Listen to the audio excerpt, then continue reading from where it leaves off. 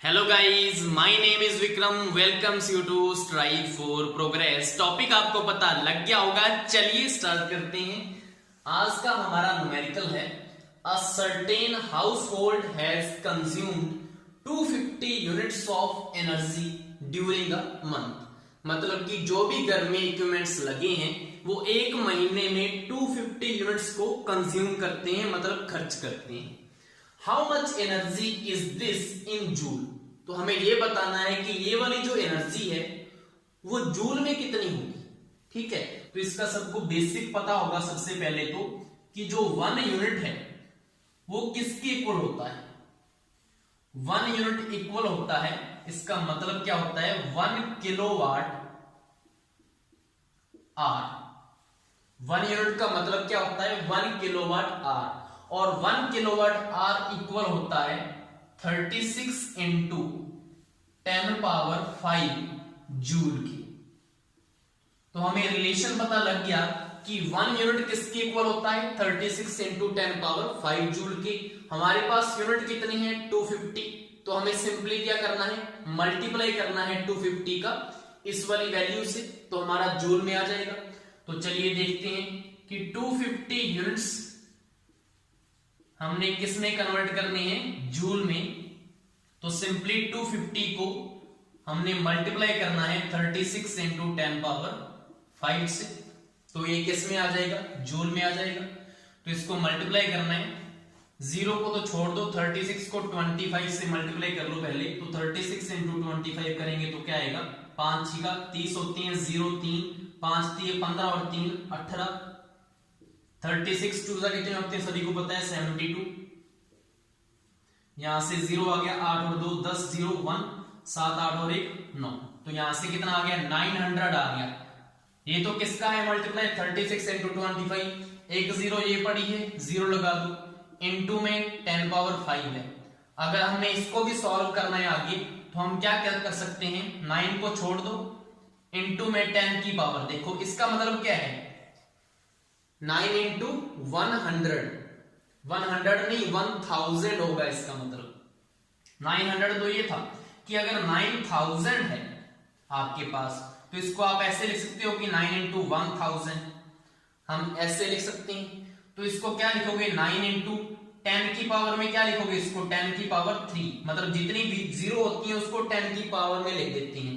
तो यहां पे मैं इसको क्या लिख सकता हूं 10 की पावर 3 इंटू में 10 की पावर क्या पड़ी हुई है 5 पड़ी हुई है। तो यहां से क्या आ जाएगा 9 इंटू, अब अगर 10 की पावर में दो चीज है तो इसको प्लस कर सकते हैं 3 प्लस 5। तो यहां से क्या आ जाएगा 9 इंटू 10 की पावर 8, और किस में कन्वर्ट हो गया ये सारा जूल में। तो यहां से इसका आंसर आ जाएगा कि 250 यूनिट किसके इक्वल है 9 इंटू 10 पावर 8 जूल की। नेक्स्ट हमारा न्यूमेरिकल है What is the work done by the force of gravity on a satellite moving around the earth। मतलब क्या है कि अर्थ के चारों तरफ कौन घूम रहा है सैटेलाइट घूम रही है, रिवॉल्व कर रही है। तो उसके ऊपर फोर्स ऑफ ग्रेविटी की वजह से वर्क डन कितना होगा, मतलब मूव कर रही है तो कोई वर्क तो कर रही है ना वो। तो यहां से सबसे पहले इसका डायग्राम बना लेते हैं, उससे इजीली समझ में आ जाएगा कि ये हमारी क्या हो चुकी है अर्थ हो चुकी है। अर्थ का ये सेंटर हो गया, ये अर्थ है, इसके अराउंड एक सैटेलाइट मूव कर रही है। तो सैटेलाइट को मैं एक सर्कल ही बना देता हूं, वैसे सैटेलाइट कुछ भी हो सकती है उसकी शेप। तो ये सैटेलाइट क्या कर रही है इसके अराउंड ऐसे मूव कर रही है, ये पूरा एक सर्कल ही बनेगा, ऐसे करके ये मूव कर रही है। तो यहां से सैटेलाइट ऐसे मूव कर रही है, तो इसके बाद यहां पे आएगी, ऐसे करके मूव करेगा ना, इसके अराउंड जा रही है। ये मैंने इसकी पोजीशंस बना दी। अब फोर्स ऑफ ग्रेविटी की वजह से हमने वर्कडन देखना है। तो वर्कडन क्या होता है W equal to force into क्या होता है डिस्प्लेसमेंट, और साथ में क्या आता है कोस कंपोनेंट थीटा। ठीक है, अब जो थीटा एंगल है वो किस किस के बीच में होता है फोर्स और डिस्प्लेसमेंट के बीच में। तो हमें फोर्स की डायरेक्शन पता होनी चाहिए और डिस्प्लेसमेंट की, जिससे एंगल आएगा, जो वैल्यू यहां पे पुट करेंगे और आंसर आ जाएगा। तो हमें फोर्स ऑफ ग्रेविटी दिया हुआ है।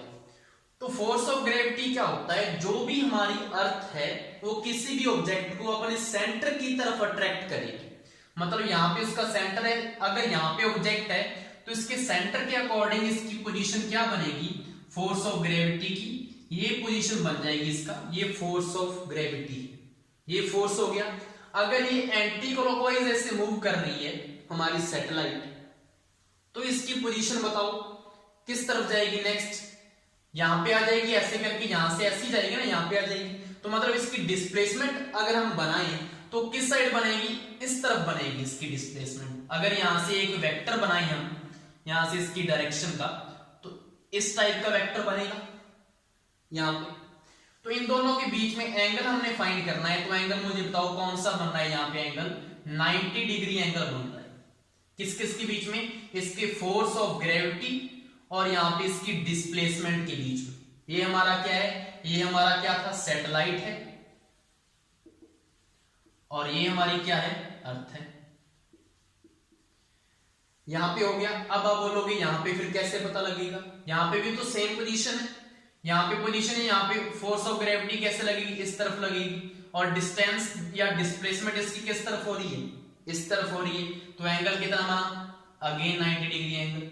यहां पे क्या होगा, यहां पे ऐसे लग जाएगा फोर्स, और डिस्प्लेसमेंट ऐसे नीचे हो रही है, तो ये वाला एंगल फिर 90 डिग्री एंगल हो जाएगा।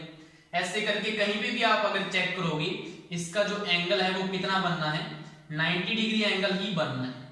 कहीं भी आप चेक करो सभी जगह क्या बनेगा, 90 डिग्री एंगल। तो हमारा थीटा की वैल्यू क्या आ गई है, 90 डिग्री एंगल आ चुका है फोर्स और डिस्प्लेसमेंट के बीच में।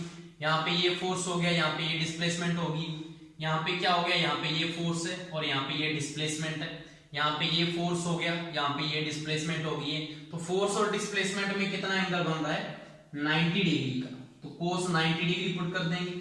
अब सभी को पता है कि कोस 90 की वैल्यू कितनी होती है, कोस 90 होता है 0।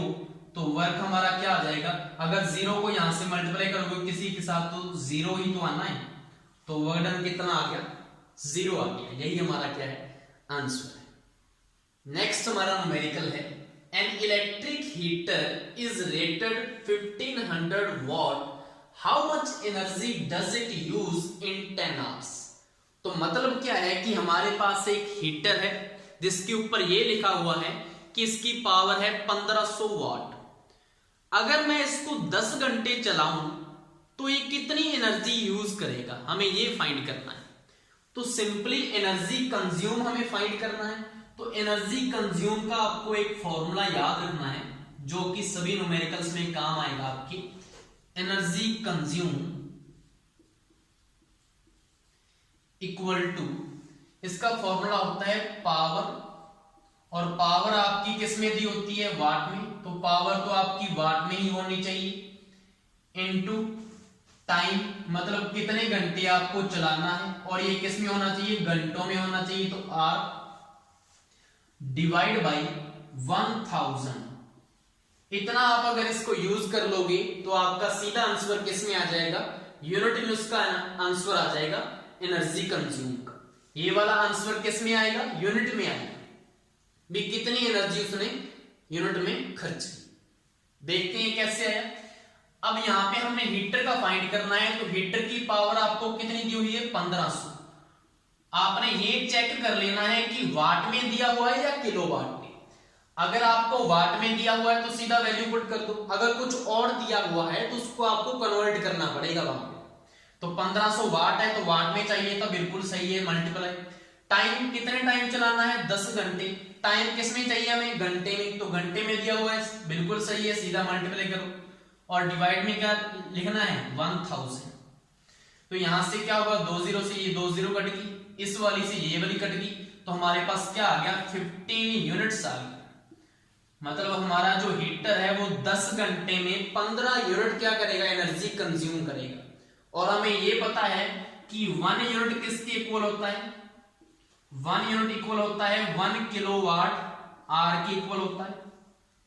तो इसको मैं क्या लिख सकता हूं, इसको मैं ऐसे भी लिख सकता हूं कि 15 किलोवाट आर एनर्जी इसने क्या की है, कंज्यूम की।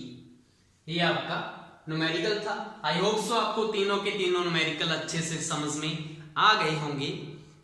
Thank you.